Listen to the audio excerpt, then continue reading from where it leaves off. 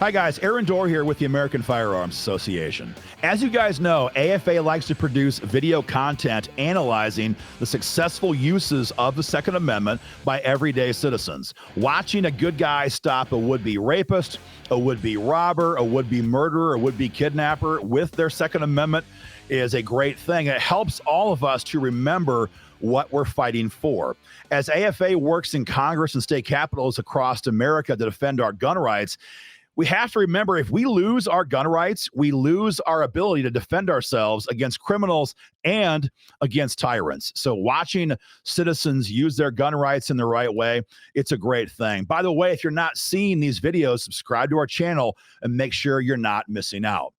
After our members watch videos like the ones we're talking about, one of the common questions we have received is, okay, Aaron, what comes next? So I've got past the immediate attack on my life. I've used my firearm.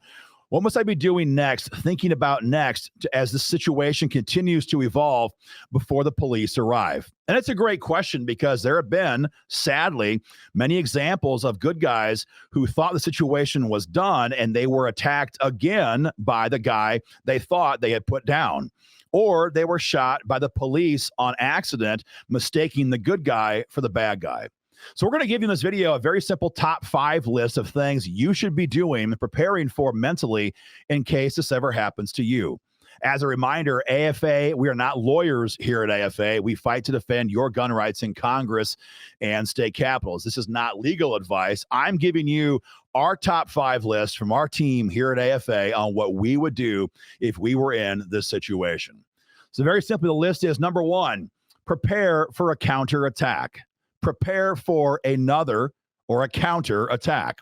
Just because you shot the bad guy doesn't mean he's deceased. It doesn't mean he's done attacking you. He might be wounded, he might be faking it, or he might be deceased.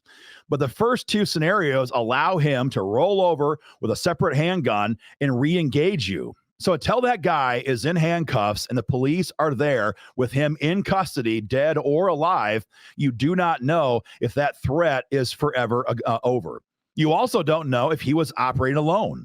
What if he has a backup? What if he has buddies right outside the gas station, to use the armed robbery scenario, who are waiting to rush inside and take you out? So number 1 is to prepare for a counterattack. What does that mean? Well, it's very simple. Reload and find cover. Reload and find cover. That's step number 1. Step number 2 is to secure the scene. Again, you don't know if he has backup waiting outside to rush inside there and attack you if you're engaging with the primary threat. And so if you're inside a business and you can lock the doors, do it. It helps keep those guys outside, helps keep the witnesses who saw the situation contained, and allows you to have some measure of control over the variables in that situation. If you're in a parking lot at the local grocery store, that's different. You can't secure that scene very well. But if you can, secure the scene. Number 3, call the police. It's easy for people to assume that everybody heard the gunfire, someone's calling the police, I don't have to. But that's a big mistake. Many people will not call the police for various reasons. So if you're there with a friend or a spouse or someone who you trust, make sure they call the police immediately. You want the police to understand right away that you're the victim and the guy you shot was the bad guy. If that story gets conveyed by somebody else, it could very easily sound like you're the bad guy and you shot the good guy. You want the police, when they arrive, to know you're the good guy, you're not the bad guy. So if you can have a friend or spouse call in there and make that statement, do it. Make sure they give your location and your description so they know you're the good guy.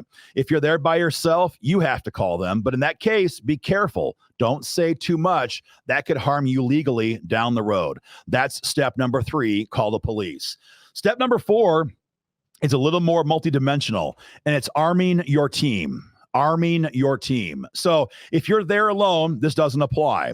But if you're there with a friend, you're there with a spouse, you're there with somebody else who is not armed, be thinking about using your secondary firearm to arm somebody else to help you protect your back. If you're thinking to yourself, well, I don't carry a backup firearm, that's the purpose of this video in part, is to make you think about that. Who is your team? Well, that's a good question. If you haven't trained your spouse, she can't be a part of the team. If you haven't trained your adult children to use a firearm, they're not part of your team. So part of this is thinking long term, who around me in my circle should be trained to use defensive force? Well, your spouse sure as heck should. Your adult and even younger children sure as heck should. And so train them, make sure they know what to do in these situations. And in case they're not armed when that happens, give them your backup gun and arm your team and take the proper position. Step number 5 is the last one, and this is to secure your firearm before it's too late. What do I mean by that? Well, that's very simple. When the cops arrive, they may or may not know you're the good guy. Even if they were told that by dispatch, they're going to be arriving doing 100 miles an hour. Maybe it's nighttime. It's pitch black. They could be busy, distracted. They may have simply not heard your description. When the cops arrive, they're going to have an adrenaline dump just like you do at that point. And if they walk in there and there's a guy laying on the ground over there bleeding and you're standing there holding your handgun, you may very likely be perceived as the threat. You may very likely, in fact, be shot at by mistake by well-intentioned officers who do not know who is good and who is bad, but you're the guy holding the gun. So as police arrive, secure your firearm. If there's an active threat, that's different. But as far as you know, if that threat is over, secure your firearm in your holster out of sight. So when the cops arrive, you're not the guy holding the gun. You'll tell them, of course, when the thing calms down, you're armed. They will, of course, grab your firearm as evidence in the investigation. That's fine, but you do not want to be the guy who is holding a handgun when the cops burst in the scene to stop a lethal attack. Guys, that is our top 5 list. If you disagree with us, that's fine. Leave your thoughts in the comment section. If you agree with us, leave your thoughts in the comment section. If you have your own top 5 list, that's also fine. Leave your list in the comment section. We want to hear from you guys what you think about these very dynamic, very, very fast moving situations. Guys, as always, be involved in the fight for freedom. Go to joinafa.org to learn more. Thank you.